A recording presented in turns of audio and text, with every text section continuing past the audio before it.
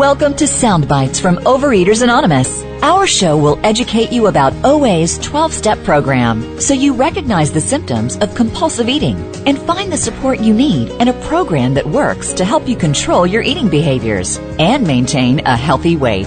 In this next hour, you will realize you're not alone and that there is hope for recovery and a whole new life free of obsession with food and weight. Now, here is your host, Naomi Lepel. Good afternoon and welcome back to Soundbites from Overeaters Anonymous, a 12-step solution to compulsive eating. I'm Naomi Lepel, Managing Director of Overeaters Anonymous, also known as OA. We're presenting this series to educate you about the OA program and help you decide if it might be right for you. When newcomers come to their first OA meeting, foremost in their mind is their inability to stop eating compulsively and manage their weight. They have tried many diets, often lost and gained back hundreds of pounds, and they're desperate to find something that'll really give them the help they need. If they stick with the program and work it to the best of their ability, they will get to a healthy weight that they can maintain for the long term. But they also get so much more than they ever imagined. In our most recent survey of OA members, 82% reported significant or moderate improvements in daily functioning, overall physical health, mental and emotional health, spiritual connection, weight issues, and relationships.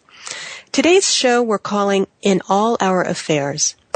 If you're not familiar with OA's 12th step, it reads, having had a spiritual awakening as the result of these steps, we try to carry this message to compulsive overeaters and to practice these principles in all our affairs.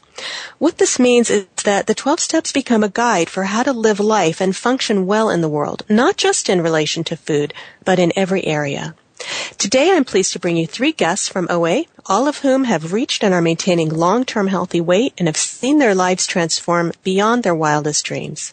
So first, let's welcome Anne from New York. Hi, Anne. Are you there? Hi, welcome. Thank you. So you're maintaining a 180-pound weight loss for over 3 years. Is that correct? Yes, it is. I often say losing 180 pounds is pretty cool. But the fact that I've been able to maintain it for this long is a major miracle. Congratulations. That's so wonderful. So tell me a little bit about your history with food and compulsive eating. Do you have some examples of your obsession with food before you found OA? Well, I started gaining weight when I was 12 and I injured my foot, and it was 4 months on the couch in a non-walking cast with 4 siblings who would bring me anything I wanted. And since I was bored out of my mind, food became my friend. Of course, when food becomes your friend, you also gain a lot of weight. And that was really the beginning of the weight gain and my dieting history. I like to say some people yo-yo diet. I pendulum dieted. I lost 100 pounds twice. I lost 90 pounds. Back and forth, years. But every time I would lose, something would stop me. The last time I was at a goal weight, I was 16 years old. Never got to a goal weight again. Never maintained any loss for more than, a couple of weeks, a couple of months at best. And it always came back and always came back more. So this continued into your adulthood, correct? From the time I was, like I said, it started at 12 and continued. I was 54, almost 55 when I found OA. How did you find OA? Actually, my life was spiraling out of control in every way, shape, and form, on every plane, at home, at work, family. It was just crazy. And I thought, sure, I have a mentally ill daughter, and I really thought they were preparing a bed next to her in the hospital. And so I went to mental health. And, when you go to a social worker or a therapist, they usually send you to the psychiatrist to give you drugs. Well, basically, he said, well, why are you here? I said, because I have to get my food under control, because when my food's under control, my life is under control. I didn't realize at that time that I had it backwards, that I had to get my life under control, and the food would fall into place. So he basically told me, don't even bother trying a diet. He wanted me to have surgery, and I was like, thank God I knew I was a compulsive eater, and that wouldn't help. But I went back to the therapist. She said, go to OA. And I really didn't want to. Wanted nothing to do with it. But she twisted my arm and convinced me to go. And being a middle child, I have an overdeveloped sense of responsibility. So if I say I'll do something, you can pretty much count on me. So I went online, I found a meeting, and my plan was to go to the meeting, hate it, go back to the therapist and tell her I told you so. And you planned to hate it, actually. Yeah, because I had actually been to one meeting many, many years ago, and it was a bad experience. And that's why we tell people, go to 6 meetings before you decide. Right, because there's different meetings, different personalities. Different kinds of meetings, and just pure and simple, different people. Yeah. And, different levels of experience with the program. So, I had a bad experience. Had I gone to others, who knows, my life, I probably would never have weighed 337 pounds. But, I found it when I was supposed to. I know that. But, Yes. So I really didn't expect to like it. I expected it to be horrible. But I said I'd go, so I did. And I walked into this meeting, and they basically said to me, "Are you new?" And I kind of gave with that deer in the headlights look. And, they invited me to sit down, and they gave me a hug. And I always say that hug changed my life. Really? Because they didn't know me from Adam. I was just some strange fat lady walking in the door. What did that hug communicate to you? Acceptance. That it was okay. That I was safe. And it was okay to be just who I am, the mess I was at that time. And I don't think I even understood that now. Now I can put it into words. Then I just knew. It felt so good. You said that right before you came, during that time before you came into OA, your life was just spiraling out of control. So tell me a little bit about some of the areas that were spiraling out of control. Well, I have as I said, my daughter's mentally ill. My mother had Alzheimer's. My husband has some illnesses. I work for the New York City Department of Education, and there was just stress, and I didn't know how to handle stress. So it was stress at home, stress at work, everywhere I turned. Well, usually if you have a really stressful job, you can go home, and that's relaxing. If you've got a stressful home life, maybe you can go, you have an outlet. I had no outlet. And I was getting to the point I couldn't think straight. I didn't want to do anything. Basically, my day, if I was home, if you knocked on my door, I might tiptoe to the door, open the peephole, look out, and close it and walk back to my bed without opening the door. That was where I lived. It's not a pretty place to live. I didn't want to see people. And, it was me and my food. My food was my constant companion. Because when I tiptoed to the door, I probably came off my bed, and in the bed with me was probably some kind of food, usually junk food, usually cookies. What do you see as the connection with food and eating and all the other areas of your life? Like you said something about if your life got under control, then the food would take care of itself. Talk a little more about that. Well, what I learned as a bored 12-year-old, hey, if you're bored, have something to eat. Eating's fun. It's still fun. I enjoy eating. I like food. But then it took over. It got to the point where it was no longer fun to eat. I had to eat, and I couldn't stop. But it ran my life because I had developed this way instead of living to eat. I'm upset. I'm mad. I had to eat something. I don't feel good. Eat something. I was happy and celebrating. Let's get something to eat. Eating became the let's do this. That was my entertainment. Yeah, it was like the default. Right. Mm-hmm. You want to go, you want to go on a date? Yeah. Where are we going to go eat? Mm-hmm. We're going on vacation. What kind of food they have there? It was everything revolved around eating. When we were going to eat, what we were going to eat, how much could we get, where's the nearest buffet that you can eat until you can't move? That's kind of where I was. Yeah. I mean, there was food always in my car. I always say that I never had an accident reaching for that box of whatever in the back seat. Because there was always food. Now I've learned other ways to deal with life's ups and downs. Yeah, well, let's talk about that a little bit. So when you started working the 12 steps, what were some of the first things that you noticed that started to change in your life? Maybe even other than the way you were eating. certainly my health.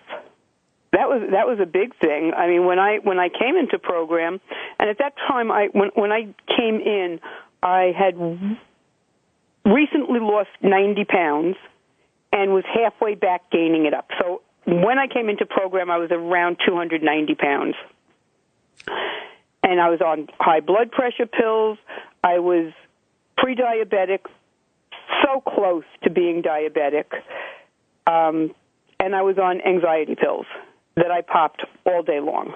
The funny thing, the first thing to go were the anxiety pills. It's not like I stopped taking them, but where I was taking, every time I'd start to feel anxious, I would take them. Suddenly, the anxiety was going away. Yeah.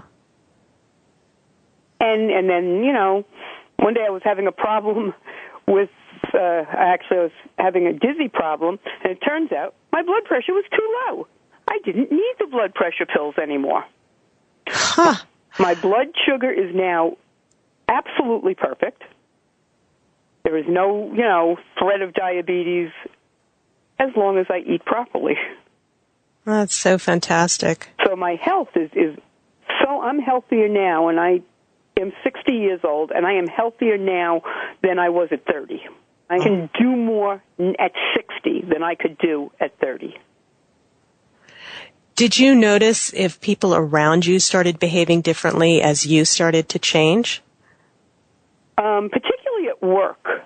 As I said, I'm a teacher. I worked in a school where I had an assistant principal who really didn't like me and literally would not speak to me. I could say good morning to her, and she would not even respond. Maybe when I was halfway through my weight loss, she started not only responding, but she'd come up behind me and say something to me, and at first it was like really creepy. The tiger changed its stripes. Yeah, interesting. It's did she change or did I change? I never saw, oh, look, you're different. But first of all, I was a much calmer person. People just respond to you differently. Sure, you were probably became more approachable. And I remember one time a couple of years ago. Wait, hold that thought, because it's time for us to take a short break. I'm so sorry to interrupt you. That's okay. But we will continue that story after the break. This is Soundbites from Overeaters Anonymous on the Voice America Health and Wellness channel. Stay tuned.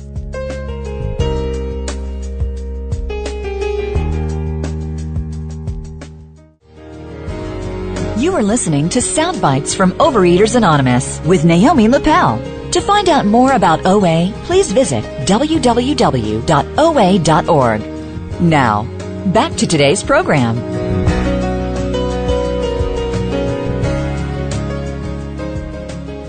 Welcome back to Soundbites from Overeaters Anonymous. We're talking with OA member Ann about the changes in her life since she found OA. So you were about to tell us a story about people around you changing when you started the program? Right. When I was probably just about close to reaching my goal weight, I was visiting my son who lives in California, and he commented to me, he said, Ma, you're so different. It used to be you just sit on the couch, and if you needed anything, you'd always ask. Now you just get up and you do stuff. How did you feel when he said that to you? It really felt good because, it was like validation that it wasn't just the weight, but I was becoming more a part of my own life. Yeah. And I always said my grandchildren were like my motivation, because when I came into program, I had 2 grandsons. Now I have 2 grandsons and a granddaughter, and they're like my reason for living. But I didn't want to be that fat old lady sitting on the couch smiling benignly at them. And one of my great joys is that, well, one story is my little grandson, at the time he was 4, and his mother told him he was riding his bike, stay next to Grandma, and he looked at me and said, no, Grandma, you stay with me, and he took off pedaling, and I got to run next to him. No, not very far, but I haven't run since I was 12 years old. Oh, my gosh. And that must have been an amazing feeling, yeah. And even now, and he's 7.5, so this is going back, 3 or 4 years ago. But it's such a blessing to me. That story, if I'm feeling down or, feeling 60, I just think of, me running next to him. And it brings me right up. That's a gift from God. Most definitely. Did you notice when you started to work the program, because food was like your default for so many things and probably numbing your emotions or, dealing with stress, as you said. How did you start to deal with feeling your feelings? I imagine you probably started to actually feel stuff. Yeah, and a lot of it, because I really did jump into the program. Because I had the gift of desperation. I was so desperate. There was nothing left for me. And people said, work the steps. I didn't know what that meant. I got the 12-step workbook, and I started doing it. I just did it. And so it said, take it to God. So that part of me, that spiritual part, has really come alive. I mean, I've always known about God. I've always believed in God. I was taught all about Him in 12 years of parochial school. But I met Him in the rooms of OA. And now I know I can take anything to Him, big, small. And the proof of that is, I guess it's 3 years ago now, my little sister got lung cancer, and she was extremely ill. And actually the day I found out was my regular meeting, and I went to the meeting, and I couldn't speak. I just wanted to sit there, hear the readings, and let them wash over me and just hold me. And it's a relatively small meeting, and the speaker for that day noticed, I guess she saw my face, and she says, okay, Ann, spill it. And I tried to tell her. And as soon as the words came out, I just broke down, and I was crying hysterically. These people at this meeting came around me. The speaker came and held me like a baby while I cried and cried and cried.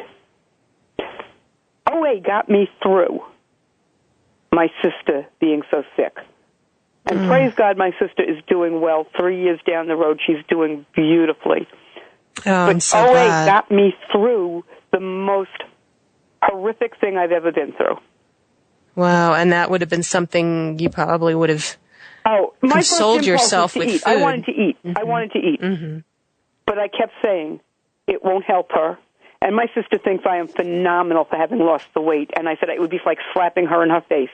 So between using, the negative, so if I ate, it would insult my sister, and being willing to accept the support of people who practically held me up during this time, and taking it to God. And through that, I learned that God can get us through this, whatever this is.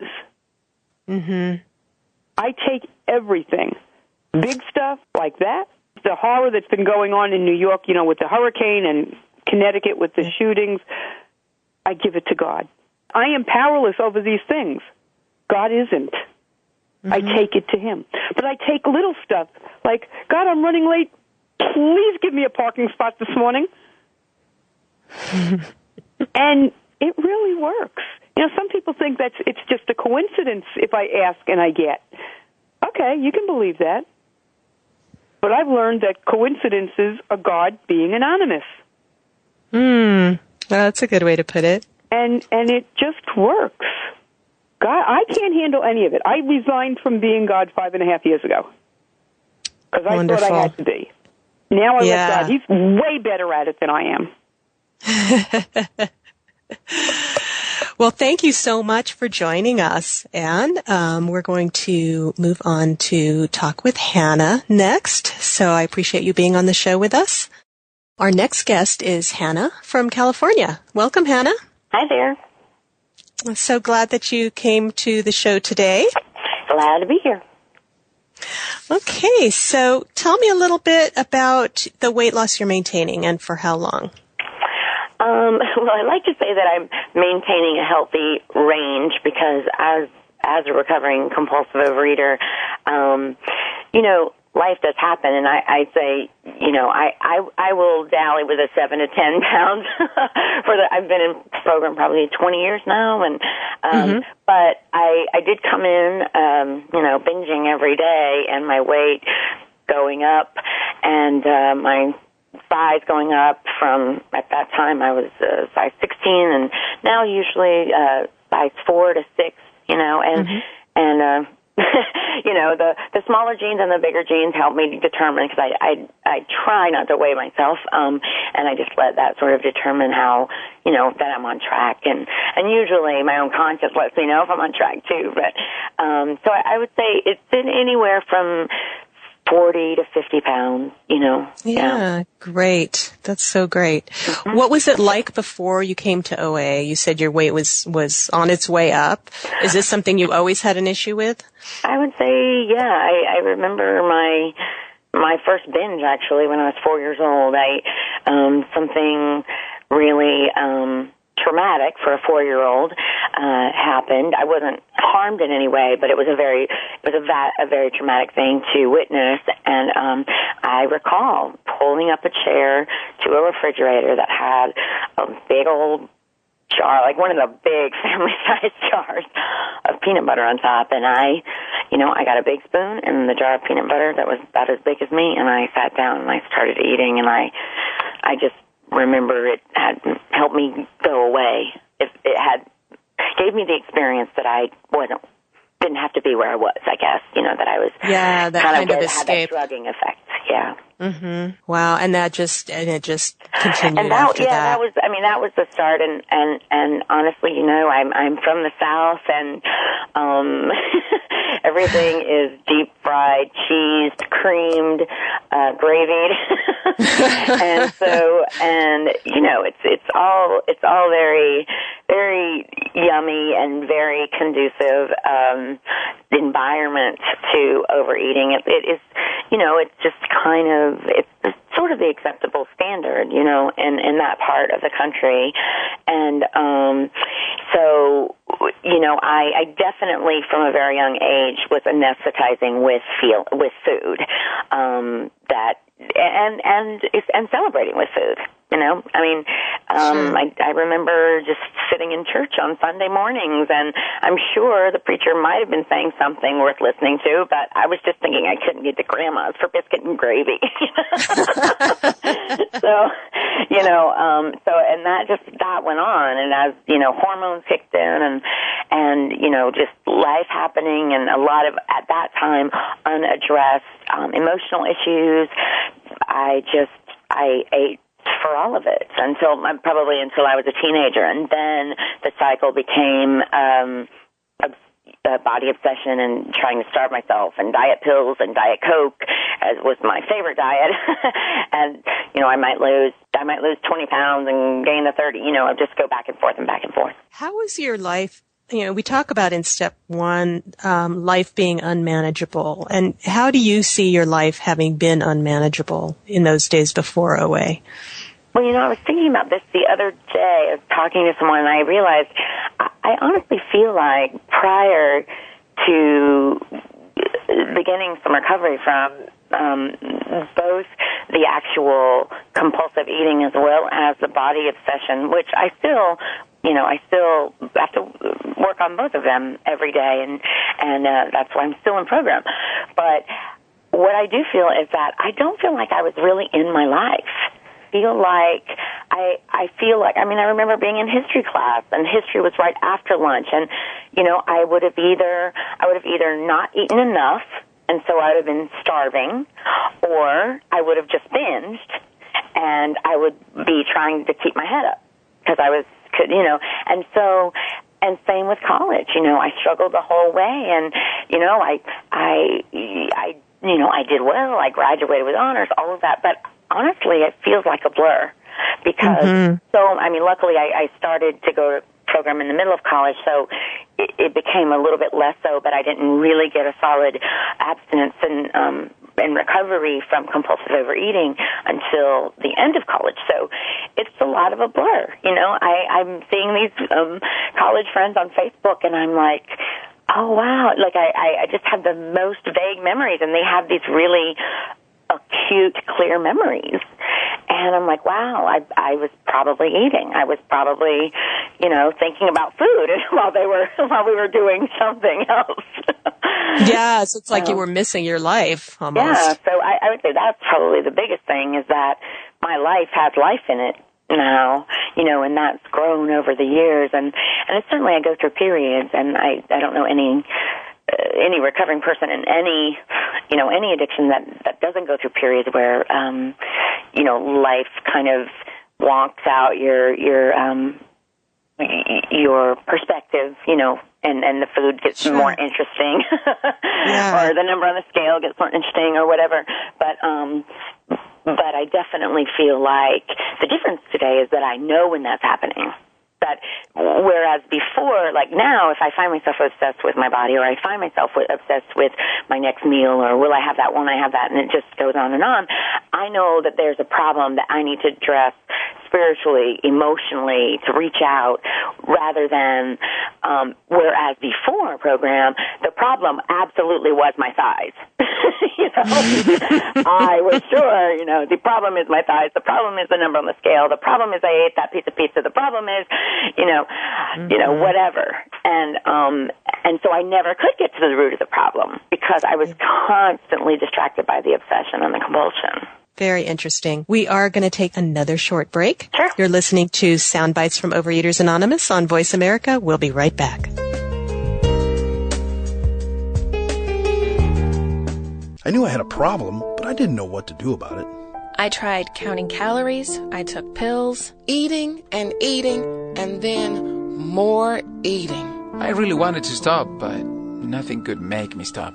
At one point, it was so bad that I just felt like giving up. I felt so alone. Like nobody else could possibly understand.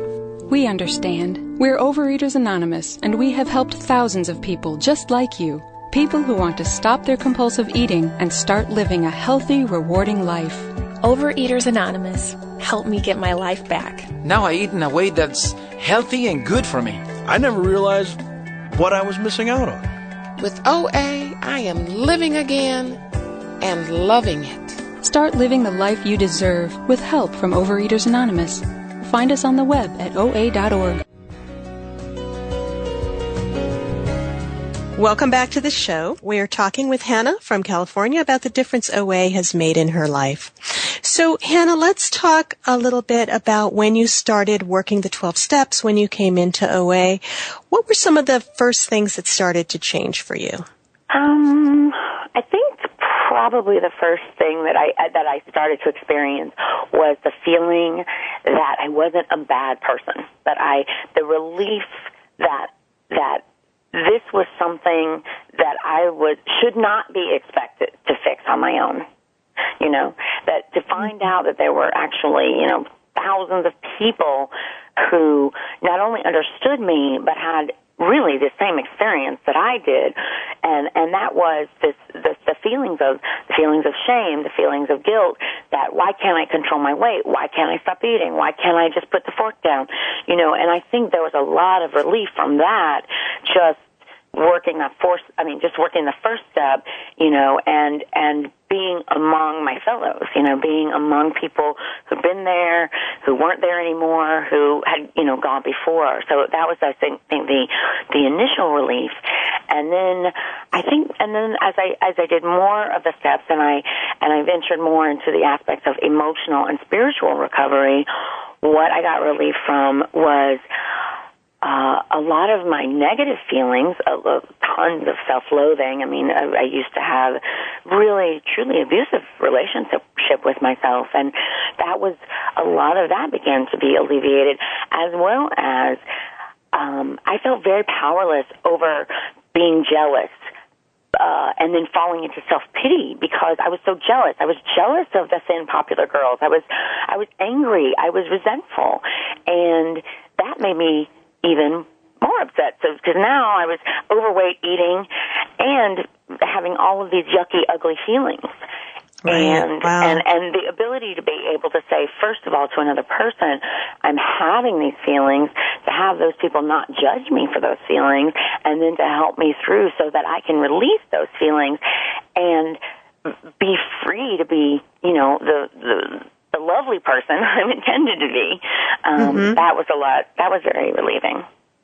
And I would think that all of that would affect every area of your life, not just dealing with food, but your relationships with other people, and like you said, your relationship with yourself. And yeah, well, and it's like the topic in all our affairs. I absolutely think it affects every area of my life, because there's not like food and my body and then my life. Right? It's all together, and the food and my feelings and my perception of my body is a barometer for my life. And the good news is, like now, today, with 20 imperfect years of working this program under my belt, it's like I know what's crazy.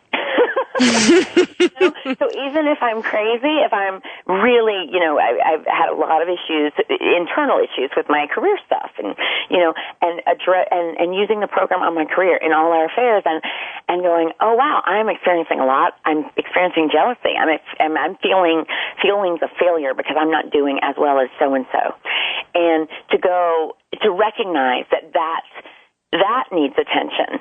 Not that I am a failure and I need to fix that, but that I'm in the wrong state of mind to succeed if I'm thinking that way, right? And that, it does, and it's certainly in my relationships. I mean, I hope I'm much more loving, much more forgiving, and that and that I'm much more willing to see my part than I ever was prior to the 12th step. That's brilliant. Sometimes in OA you hear members say, I came for the vanity and stayed for the sanity. It sounds like that really fits for you.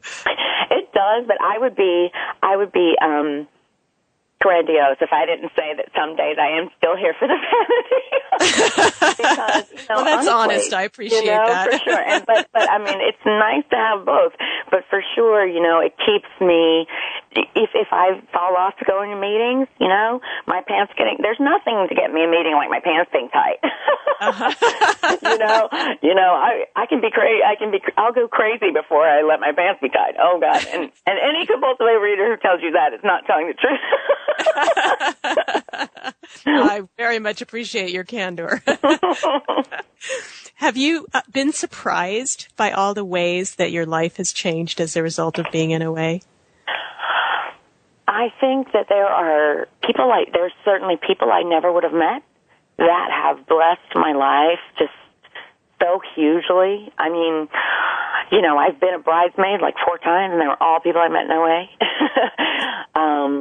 And I do think that there's something to walking into the rooms, no matter what city you're in. And I've been to meetings in Paris, and there is, it's what I would imagine it's like being a survivor of a traumatic incident or event, because you're just on the same page immediately, and there's really nothing like that, and to be able to walk into a room and know that half of your life is already explained because you're in the room, and there's something very unique and powerful about that, because it's, especially as huge as the 12 Steps programs have grown, it's like almost any city in the world is going to have one place where you can have that feeling.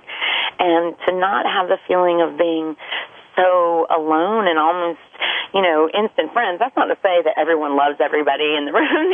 There's certainly personalities that everyone might have trouble with or whatever. But that's one of the big things. And I guess the other thing is being around people who are giving themselves permission and taking actions to flourish in their lives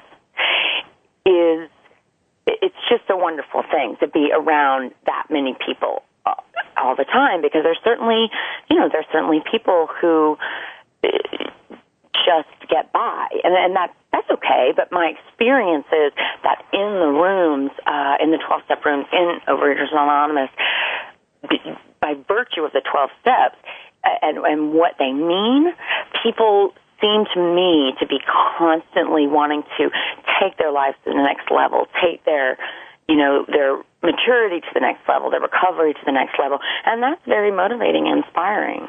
Yeah, that's a place where you'll grow. Right. Yeah. And and it's easy to not grow in a vacuum. Mm-hmm. It's like you just find your favorite TV show and chill. Right.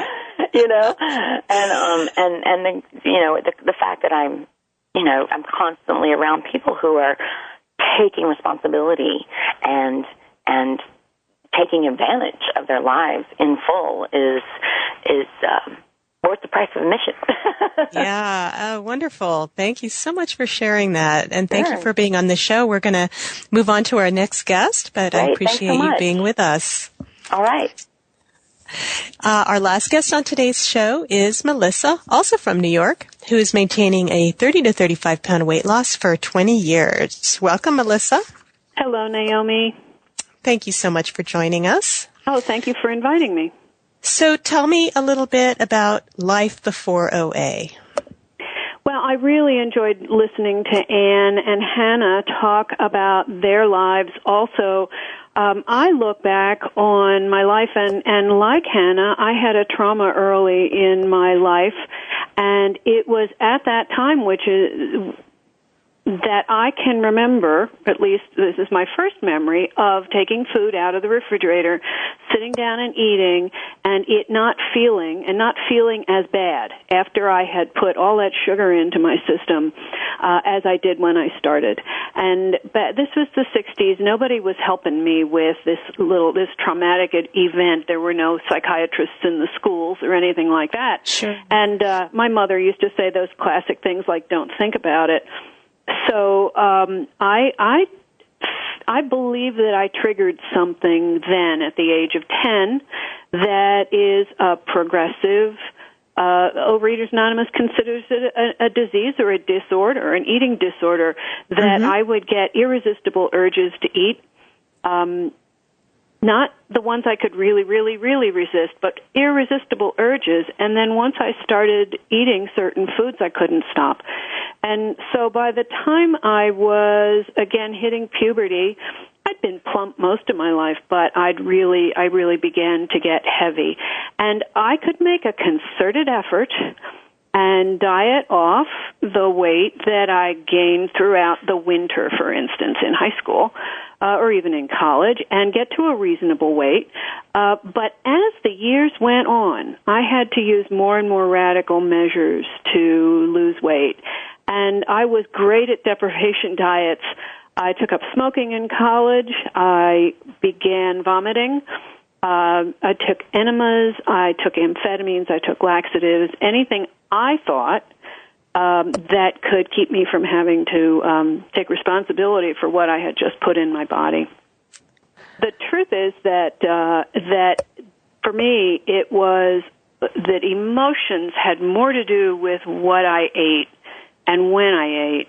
That this trauma that I had really meant that I went into my teens and my 20s and my 30s and my 40s just completely swathed in self-pity. If you asked me how I was, I would tell you what was wrong with my life. I was afraid of almost everything, and I was selfish and inconsiderate of the people I knew and manipulative. And whenever I was feeling bad, which was most of the time, subconsciously, it wasn't a conscious thing, but subconsciously I knew that eating would make me feel better. And so we talk about this disease having three parts, physical, emotional, and spiritual. By the time I got to the doors of Overeaters Anonymous, I was at a very, very low point in my life. I had been unsuccessful in my life. I had never really been able to keep my weight down. And when you fail repeatedly with as much willpower, we are very powerful, powerful people, we addicts. And And when you fail over and over and over again, it does something to your spirit. Sure. And that doesn't get better. That got worse.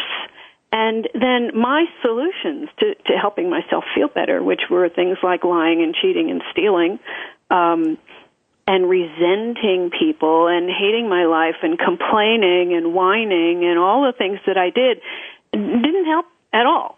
My solutions made that even worse. So I didn't have any integrity. I was unable to live up to the values that I held dear. I was unable to be a good mother to my stepchildren. I wanted to be, a TV mother, and I couldn't do that. I wanted to be a good wife, and I was absolutely not doing that. I wasn't being a good employee. And I was at a very, very low point in my life. I really hated myself very deeply. So this disease, we talk about it. It was more than 30 pounds for me, up and down and up and down. And just a little funny thing I was thinking about today about the physical was I kept being introduced to a man, a colleague, an out-of-state colleague, and I would go somewhere and I'd be introduced to this guy, and he'd always say, "It's nice to meet you." And I finally, a mutual colleague said to me, "But you don't understand, Melissa. You have to understand that you change." And what he meant was, I looked different every time I was introduced to this man. At one point I was on amphetamines and I was 124 pounds, and another time I was 136, and another time I was 162, and I looked different every time he saw me. Oh, so he was actually not recognizing you each time. He didn't recognize me. He didn't think he'd ever met me before. Hey, we have to take a quick break. Absolutely. All right, so we will be back in a moment. You're listening to Sound Bites from Overeaters Anonymous on the Voice America Health and Wellness channel. I'm Naomi Lapel. Stay with us.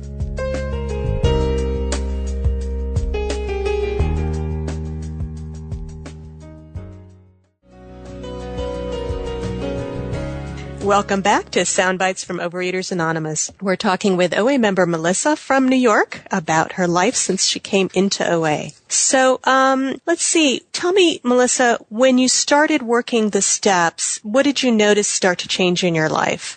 Wow, I didn't start working the steps right away. I came to Overeaters Anonymous meetings. I really didn't like them. I really didn't want to be here.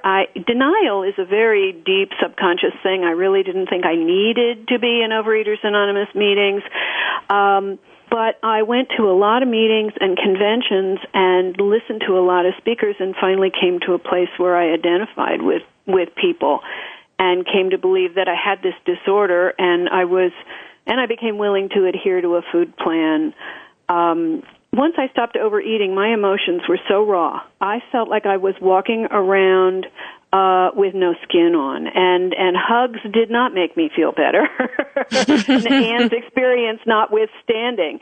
And this, to me, was clear evidence that overeating was really doing something for me, that it was providing some relief to my emotions and to my spirit.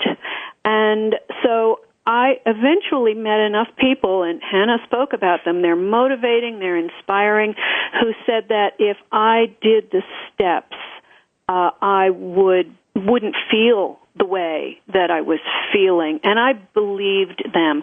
I have always believed what people tell me in meetings of Overeaters Anonymous, because you look in the eyes of people who are recovering, they just have this amazing integrity, and it shows in their eyes.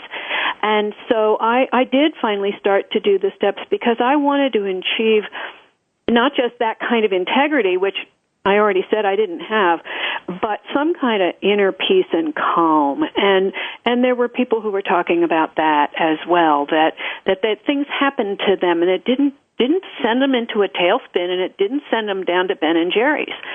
That they were able to withstand just life events. And so I did the steps, and I worked them really diligently. And I think the first thing that began to change for me was I began to have an experience of power flowing through me from something bigger than me.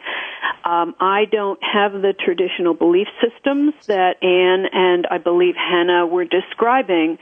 I have a pretty untraditional belief system, but I knew that if I was powerless over food, that I was convinced of this, that I was going to need to find some power, and it was going to have to come from something bigger than Melissa. I began to feel power and peace flowing through me at times. I began to be able to ask for help and get it, and it was just sort of like something washing over me, and that was really amazing, because I would not have been able to stand feeling skinless like that for very long. Yeah. You need it. I mean, there has to be something in its place, in food's place. Otherwise, you're really vulnerable. Well, we can all white knuckle it for a while. In fact, that's what our diets always were. And you kind of have to do that to start getting cleaned out so you can do the steps. But that was really the thing that began to change for me. Other people, I heard you ask this question of one of the other people who was on the show today, and other people didn't change for a long time. My relationships with people didn't change for a long time. My ability to act out of selfishness and fear and incredible anger and self-pity didn't change for a long time. It's been very, very, very slow, but it has changed. And I kept trusting, because once again, I had those people who'd been doing this longer than I had, who were motivating and inspirational, and they told me that not only was it, that it kept getting better. And that's still my what I tell people all the time is I've been around this program for a long time, and people still keep telling me that my life will get better, and I believe them, and I want that. I want that. What are some of the changes that you've seen in yourself since you've been in program over these years? Well, I think the amazing thing is that I'm able to walk into a situation and see what I can bring to the situation as opposed to what I can get out of it. That's a miracle. I can be of honest service to another human being. And when we begin to show up and put aside fear and get willing to take different actions, like show up and do what I say I'm going to do. I've got the key to the meeting room. I have to be there on Monday night at 7:00 because I said I was going to be there. When we begin to show up and do that, and when we begin to rack up some time, some abstinent time, make healthy changes in our lives, these are what I call esteemable actions. And over a very, very, very slow, long period, we begin to build self-esteem. We begin to trust ourselves. And the lights start to come on for us, too, that our eyes begin to light up. We have a love of our lives. That's a big deal for me. And that I'm trustworthy today. I actually live the values that I hold. I'm the best possible grandmother that I can be, even though I wasn't a particularly good mother. I'm a damn good grandmother. And I love my life. The topic of our program is in all our affairs, and the 12 steps as we practice the principles of the program in all our affairs. That means that I really have to take the honesty and the courage and the willingness and the perseverance and the faith that I found in this program into all areas of my life. I've been on the board of nonprofit organizations. I've done jobs for organizations, and I need to take that willing, serving, that servant stance into those jobs as well, and to my boss, and actually give him a healthy, 8 hours of work for 8 hours of pay, and to be of service and to do what he needs me to do. The same thing with friends, the same thing with family. It's one thing to practice all these fabulous virtues sitting in a meeting of Overeaters Anonymous where everybody loves everybody, kind of. And it's another thing to do it in traffic court. It's another thing to do it at DMV. It's another thing to do it. But we have... And it's another thing to work this program when things go wrong. And And Hannah, I believe Ann was already talking about this. I lost a granddaughter a couple years ago. And I can't tell you, when you lose a 2.5-year-old granddaughter in an accident, the world changes in a heartbeat. And not only was I abstinent, I was of service to the people who were in, we were down in the Bronx for a week. I was of service to the other people who were there mourning. Yeah, I did some of my own healing and that thing, but we've got a practical solution for situations which used to not only baffle us, but to cause pain and fear and trauma, and which push our buttons, and we've got a practical solution for situations like that. And it's more than just, I'm not going to gain 10 pounds from eating holiday candy. I'm not going to be making New Year's resolutions that say I got to lose this 15 pounds. It's more than that. Although that in itself, I can't tell you how beautiful it is to get out my shorts every spring and they still fit me from the year before. And Hannah was right about that. That's a fabulous feeling.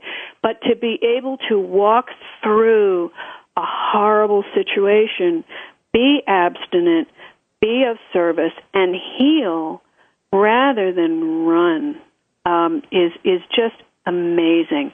So this program really gives us a deep and effective solution for issues that cut really deeply into our emotional lives and our spirits and our souls. Thank you so much. It was so very well put. We have to close the show, so I'm going to end with that. But thank you very much, Melissa, for joining us. Naomi. And thanks again to Ann and Hannah as well. Compulsive eaters arrive in the Overeaters Anonymous meeting rooms thinking that their entire problem centers on food and body weight. Hopefully our guests today have blessed you with some insight into the fact that these food compulsions are merely a manifestation of much deeper and broader issues with life. What we find in the OA 12-step program is not a diet, but rather a new plan for living. By working the 12 steps of OA, you learn a way to address the issues which cause the food and eating problems to arise in the first place. In other words, you get to the root of the real problem. If you suspect that you or someone you care about might have a problem with compulsive eating or other eating issues, go to our website at OA.org. There you can do a self-test to see if you might be a compulsive eater. You can read all kinds of information about OA, listen to podcasts, purchase literature, and find a meeting in your area. We have over 6,500 face-to-face, online, and telephone meetings in about 80 countries worldwide. So go to OA.org or call us at 505-891-2664. Join us next week for our final program in this series. We'll be talking about those pesky New Year's resolutions and taking your call-in questions about the OA program. Thanks for listening.